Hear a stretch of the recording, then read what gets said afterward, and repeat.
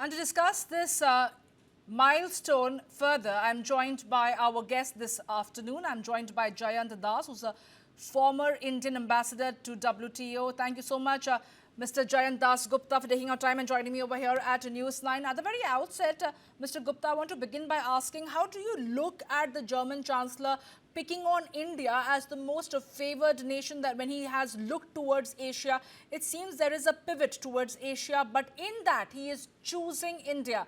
That itself speaks a lot about Germany being very serious about not only cementing its ties with India, but trying to build on this partnership.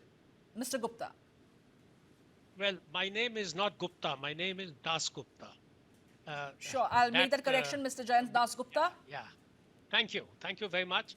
As far as Germany is concerned, of course, we are the two largest economies after the US and China. But this has been in the offing for quite some time, this visit. And Prime Minister Modi had invited the German Chancellor personally to come and visit India.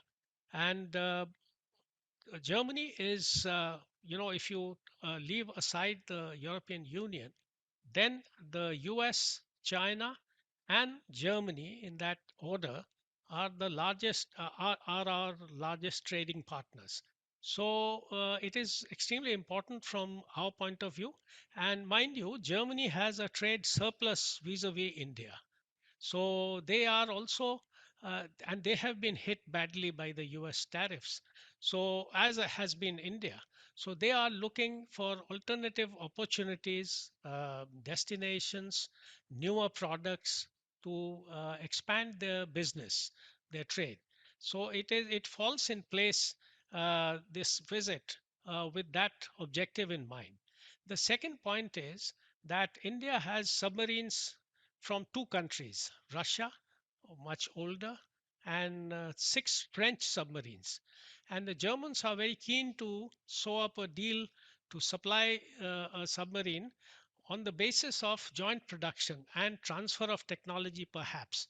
So that is something which the Germans are looking forward to, because they have not been very large exporters of uh, armaments or defense equipments. But I think they are now, because they have their strength in engineering, basically in autos, in machinery of all kinds. And now they are thinking of, I think, diversifying into defense production also. So that is the second part. The third point is, from India's point of view, the Germans require a lot of trained manpower in many services, especially healthcare. And that provides an opportunity for India to have mutual recognition agreements for the qualifications, etc., which sometimes come in the way of of getting opportunities in the other country for the movement of professionals. So that is the third point.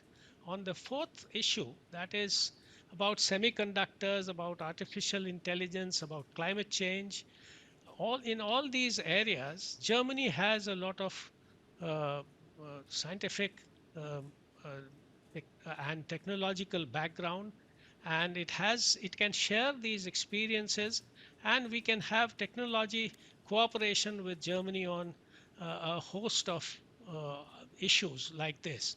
So the four MOUs that have been signed, I think, point in this direction: defense cooperation, I think semiconductors, climate change perhaps, and higher education, where Germany has been very welcoming of Indian students, for especially for science, technology, and engineering subjects. And they have been offering master's degrees, undergraduate scholarships also in some cases, and a lot of PhD slots and scholarships.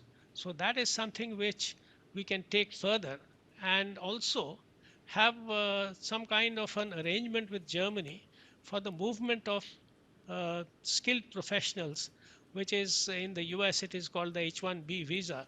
So that is something which we are looking forward to. Absolutely, Mr. Dasgupta. But when it comes to India's standpoint, when it comes to Russia and Ukraine, do you feel that Germany is still looking at that with a pinch of salt as far as India's standpoint is concerned? Because I'm sure those matters were also discussed. That was also on the anvil over and beyond the MOUs that were signed about semiconductors, defense cooperation, higher education, and Ayurveda. On the bylines, do you feel there is a need for India and Germany to further show the kind of ties that they share on a global platform?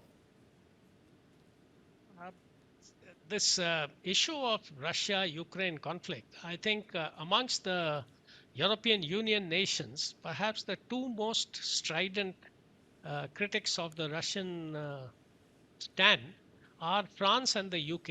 Germany, of course, has been there. It has been lending its voice as part of the EU, but it is not as strongly advocating the participation, for instance, of soldiers from NATO in Ukraine, should there be a ceasefire, to maintain ceasefire and to ensure that the boundaries are not violated. So the Germans have a softer, the short point is the Germans have a softer stance towards the Russia-Ukraine conflict than a few other NATO and European Union nations.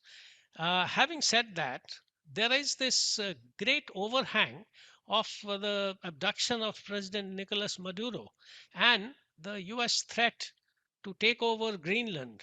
So I think this really pales into insignificance or comparative insignificance as compared to the recent threat on Greenland.